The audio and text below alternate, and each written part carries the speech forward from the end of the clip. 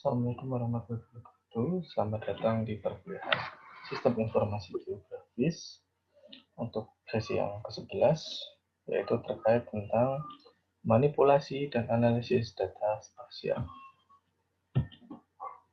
Kita langsung masuk saja untuk ke materi. Analisis data spasial itu dipegang menjadi 3 jenis, yaitu kemampuan menjawab pertanyaan konseptual, analisis dasar. Ini sudah kita pelajari pada pertemuan sebelumnya, yaitu terkait tentang pertanyaan spasial yang harus dijawab. Pertama adalah what is it? Itu terkait tentang apa yang terjadi di sana. Where is it? Terkait tentang lokasi. How has it changed? Bagaimana polanya? What is the pattern? Bagaimana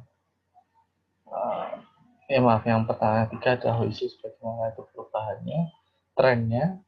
What is the pattern? Itu adalah polanya. What if itu adalah pemodelannya. Sama which is the best way, itu adalah rutenya.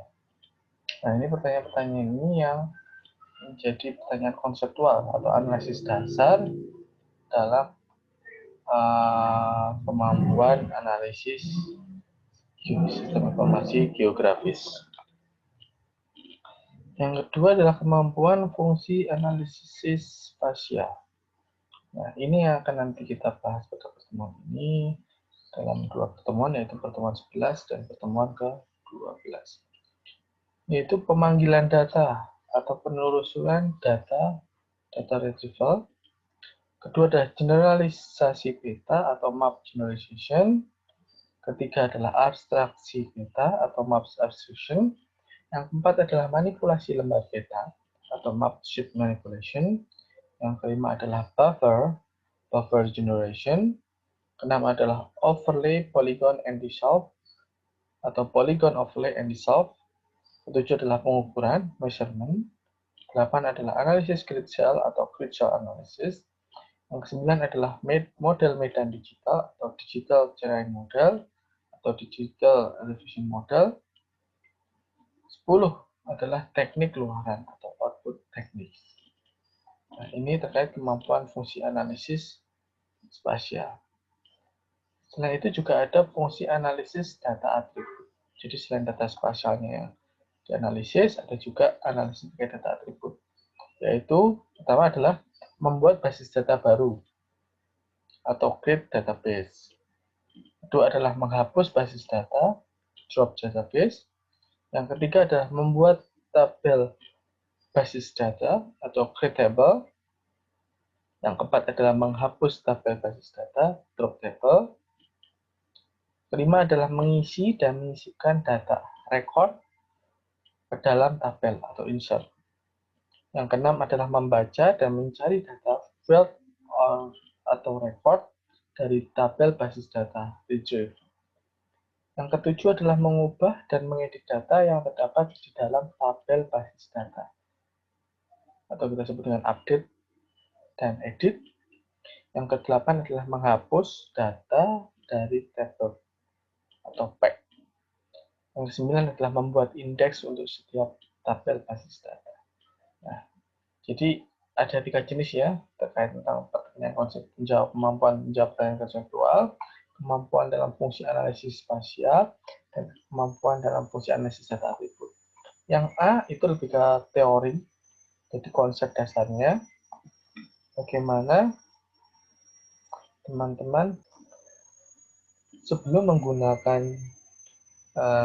kemampuan dalam fungsi analisis spasial atau membuat peta, teman-teman harus menjawab pertanyaan konseptualnya dulu. Jadi peta itu yang akan dibuat itu nanti akan menjawab pertanyaan yang mana saja.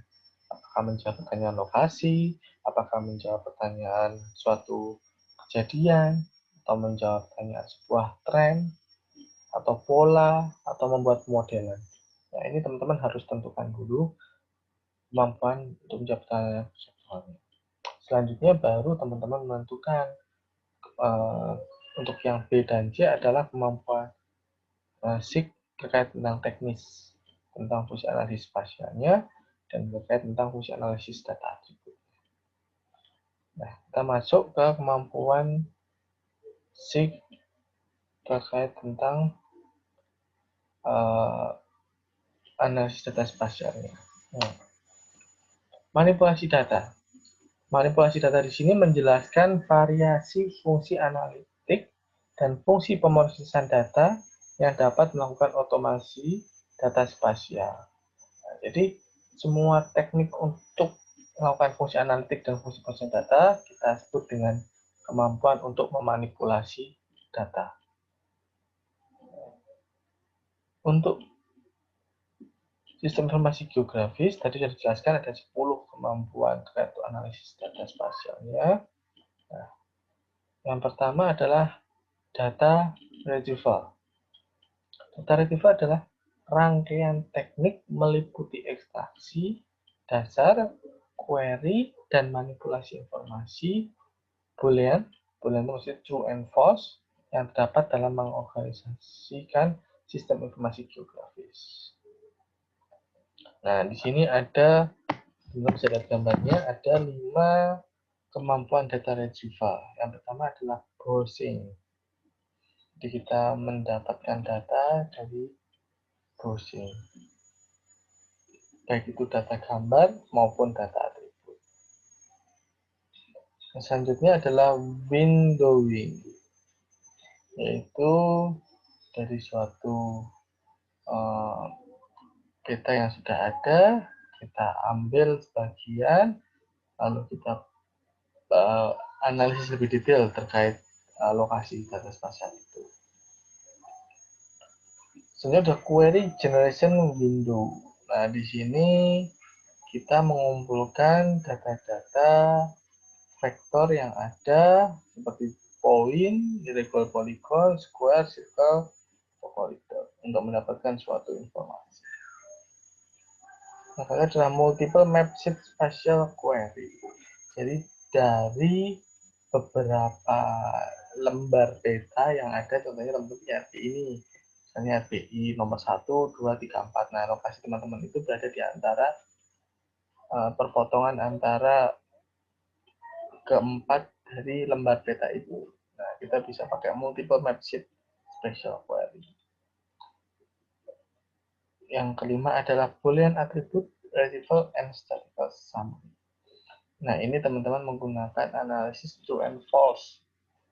True and false itu apa? Misalnya menggunakan bahasa pemrograman, misalnya tanahnya apa.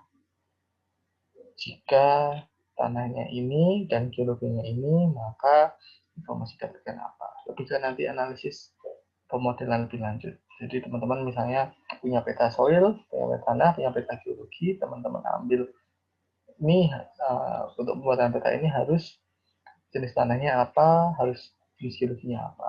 Nah, itu tuh bisa dapat dari situ. Data retrieval. Itu ada 5 ya, baik browsing, windowing, query generation windows, multiple map sheet, spatial query, dan Boolean attribute, retrieval and statistical summary. Teman-teman, kalau menurut teman-teman yang paling gampang yang mana? Kalau paling gampang ya tentunya adalah browsing. Kita tinggal download, cari data yang kita inginkan, kita masukkan, kita ambil datanya. Oke, selanjutnya map generalization. Map generalization ini adalah rangkaian generalisasi atau penyederhanaan yang sering digunakan ketika merubah skala peta. Jadi kita melakukan generalisasi peta, penyederhanaan. Teman-teman bisa lihat ada 4 jenis di sini. Line coordinate tiling, polygon coordinate tiling, drop line, edge match. Line coordinate tiling yaitu adalah titik-titik dalam garis itu kan terbentuk dari banyak titik-titik ya. Nah, itu akan membentuk vertex. Nah, teman-teman bisa lihat yang atas itu detail. Nah, ketika nanti kita rubah skalanya jadi misalnya 1/5, sama yang atas itu 1/500. Kita rubah jadi 1/1000. Nah, 1/1000 penampakannya akan lebih general. Maka titik-titik poin pembentuk vertexnya tidak perlu sebanyak yang di atas. Di general, jadi bentukannya jadi lebih kotak-kotak ya, lebih tajam-tajam, tetapi ketika nanti dilihat pada skala peta 1/1000 akan terlihat sama bentukannya, tidak ada perbedaan jelas.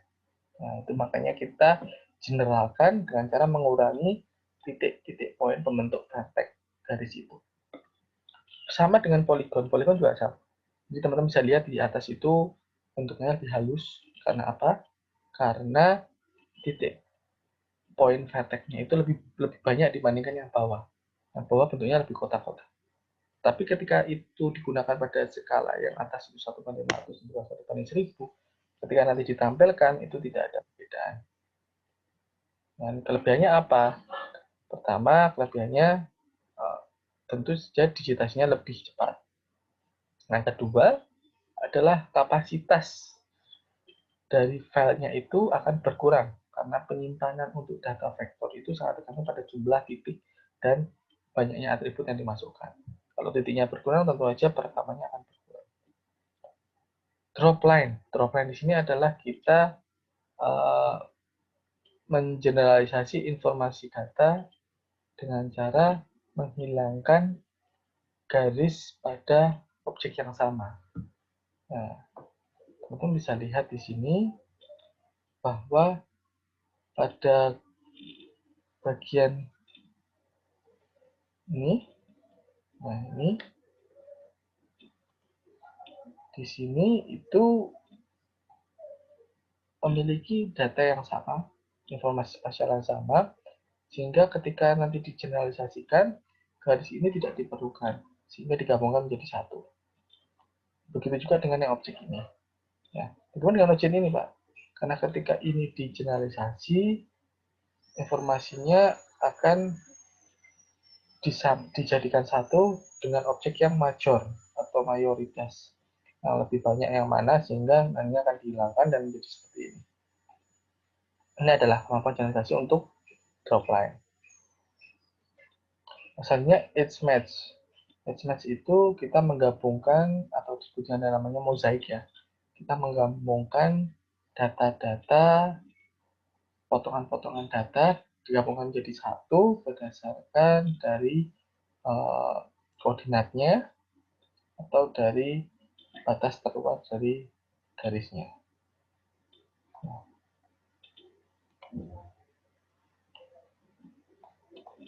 Selanjutnya adalah maps section. Maps section ini adalah abstraksi peta berasosiasi dekat dengan generasi peta, tetapi meliputi 5 bentuk teknologi yang berbeda, yaitu adalah calculation of centroid, automatic contouring, proximal mapping, reclassification, conversion to grid. Calculation of centroid yaitu dari data polygon kita tentukan atau kita ekstrak titiknya, titik tengahnya. Nah, ini fungsinya apa? Biar kita tahu jumlah poligonnya itu ada berapa sih sebenarnya, dan kita mengekstrak titiknya. Kalau kita dapat titiknya, kalau kita tahu nih centroidnya di mana letaknya. Ini biasanya digunakan untuk mengetahui titik tengah dari suatu poligon. Yang kedua adalah automatic contouring. Jadi dari data titik tinggi ini titik tinggi, kita lakukan triangulation sehingga akan mendapatkan garis-garis kontur. Nah, ini yang dapat teman-teman lihat di peta rupa ini seperti garis kontur. Selanjutnya adalah proximal mapping. Proximal mapping adalah kebalikan dari calculation of centroid. Jadi proximal mapping kita membuat poligon dari titik yang ada dengan mengukur jarak antar titik satu dan satu lain, sehingga memiliki jarak yang sama. Nah, titik ini kita tentukan nih berapa meter per meter sehingga akan menjadi suatu poligon. Jadi titik berubah menjadi poligon. Reclassification. Reclassification adalah melakukan perubahan klasifikasi dengan cara bisa manual, bisa otomatis. Manual dengan cara menghilangkan informasi yang dianggap tidak benar dan digabungkan menjadi informasi yang benar. Nah, seperti ini. Ini class, seharusnya ini di sini adalah objek garis miring ini dan garis vertikal, karena setelah cek lapangan ternyata sudah berubah menjadi garis plus, maka dilakukan reklasifikasi. Sedangkan yang garis yang informasi yang poligon yang ada bunder-bundernya ini dan lingkaran ini ternyata berubah menjadi garis-garis hitam-hitam yang tebal, sehingga ketika direklasifikasi berubah menjadi objek yang hitam. Jadi reklasifikasi perubahan kelas hasil interpretasi. Nah, selanjutnya adalah conversion to grid. Jadi kita mengkonversikan dari data spasial yang kita punya, kita ubah dalam bentuk grid. Grid itu adalah kotak-kotak, sehingga kita bisa melakukan perhitungan gridnya berapa.